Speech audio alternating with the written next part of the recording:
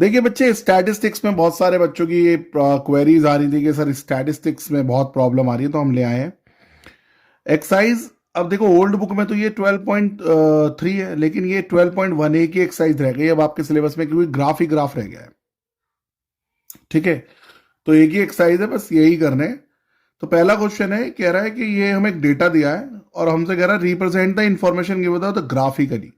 तो बेटा देखो, यहाँ पर हमें कोई क्लास इंटरवल नहीं है, डिस्क्रीट डेटा गिवन है। तो हम यहाँ पर बना सकते हैं, कौन सा ग्राफ बनेगा, यहाँ पर बनेगा बार ग्राफ। जब कोई क्लास इंटरवल ना हो, केवल आपको एक न्यूमेरिक वैल्यू के अल्फाबेटिकल दे रखी हो और उसका एक डेटा दे रखा हो स्टैट्स पॉइंट्स में।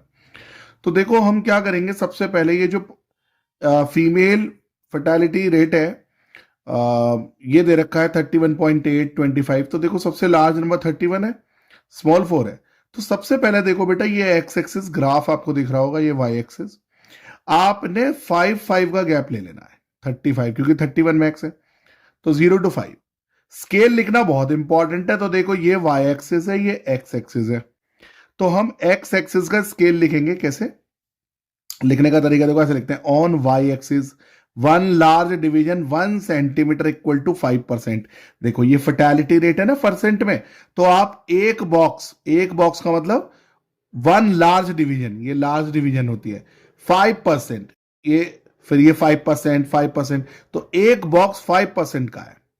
और एक्स एक्सिस पे स्केल लिखने की जरूरत नहीं है, क्योंकि बेटा हम एक्स एक्सिस पे सिर्फ कॉजेस ले रहे हैं, स्केलिंग की कोई जरूरत नहीं है। यहां केवल वाई एक्सिस का लिखा जाएगा, तो बार ग्राफ में केवल स्केलिंग बार वाई एक्सिस की लिखी जाएगी। ठीक है, ये बहुत इंपॉर्टेंट है।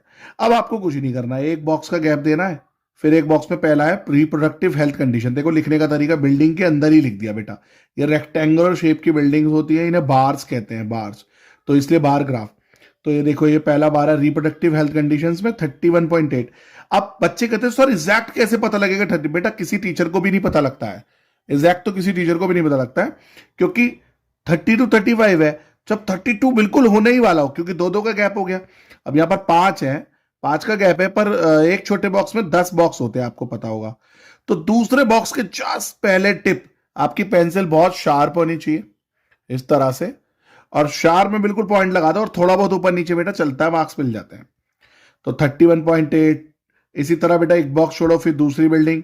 देखो इन्होंने रिप्रेजेंटेशन, देखो बार ग्राफ अगर आया पेपर में, तो आपको जो मार्क्स मिलने हैं वो देखो रिप्रेजेंटेशन के, बेटा किस तरह नीटली बिल्डिंग के अंदर लिखा हुआ है, ये सब चीजें न्यूरोसाइक्ट्रिक कंडीशंस है, तो देखो अंदर लिखा है इंजरीज और ये सब। स्केल लिखा हुआ है, वाई एक्सिस पे क्या दिखा रहे हैं, फीमेल फर्टैलिटी रेट, और एक्स एक्सिस पे क्या दिखा रहे हैं, कॉजेज, ये कॉजेज हैं, ये रेट है। तो देखो ये रिप्रेजेंटेशन है, ये तो सब बना लेते हैं। अब उसके कुछ क्वेश्चन है बाद में, जैसे कह रहा है which condition is the major cause of women ill. आपको दिख रहा है सबसे बड़ी रिप्रोडक्टिव हेल्थ कंडीशन है, क्योंकि 31.8 है। तो आंसर में क्या लिखेंगे, में रिप्रेजेंट द ग्राफ हो गया। Second, from the graph it is observe that the reproductive health condition is the major cause of women's ill health and fertility world wide. अब एक और है, try to find it with the help of your teacher any two factor which play major role in cause. बेटा second वाले में जो major role है वो क्या है, देखो दो ही चीज होती है। एक तो होती है लैक ऑफ अवेयरनेस, कि पता ही नहीं है वुमेन्स के अंदर, इधर गांव में विलेजेस में जाओगे अवेयरनेस ही नहीं है। और दूसरा है मेडिकल फैसिलिटीज नहीं है, मेडिकल फैसिलिटीज नहीं है और लेक ऑफ अवेयरनेस है। ये थर्ड वाले का आंसर आप ये दे सकते हो। ठीक है, दो कॉजेस, ये कह रहा है ना the cause in second above.